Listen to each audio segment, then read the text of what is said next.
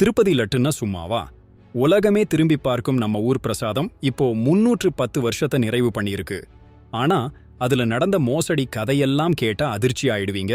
நம்ம திருப்பதில கிடைக்கிற லட்டு பிரசாதம் 1715ல தொடங்கப்பட்டதா சொல்றாங்க. ஆனா இன்னொரு பக்கம் 1940ல இருந்து தான் லட்டு கொடுத்தாங்கன்னு சொல்றாங்க. ஆரம்பத்துல 50 காசுக்கு வித்த லட்டு இப்போ 50 ரூபாய். ஆனா இந்த லட்டுக்கு பின்னாடி ஒரு பெரிய கதை இருக்கு. கடந்த ஆட்சியில லட்டு தயாரிக்க பயன்படுத்தின நெய்யே இல்லைன்னு நிரூபணமாகி இருக்கு. ஆமாங்க, அது நெய்யே இல்லையாம். பாமாயில்ல ரசாயனம் கலந்து நெய்னு சொல்லி சப்ளை பண்ணியிருக்காங்க. இந்த விஷயம் சிபிஐ விசாரணையில வெளிவந்தப்போ நாடு முழுக்க அதிர்ந்து போச்சு. சம்பந்தப்பட்டவங்களை கைது பண்ணி சிறையில போட்டிருக்கிறாங்க. இப்போ ஆட்சி மாறிய பிறகு கர்நாடகாவோட நந்தினி நெய் பயன்படுத்தி லட்டு தயார் செஞ்சு பக்தர்களுக்கு கொடுக்கறாங்க. உலக பிரசித்தி பெற்ற ஒரு பிரசாதத்துல இவ்வளவு பெரிய மோசடியா?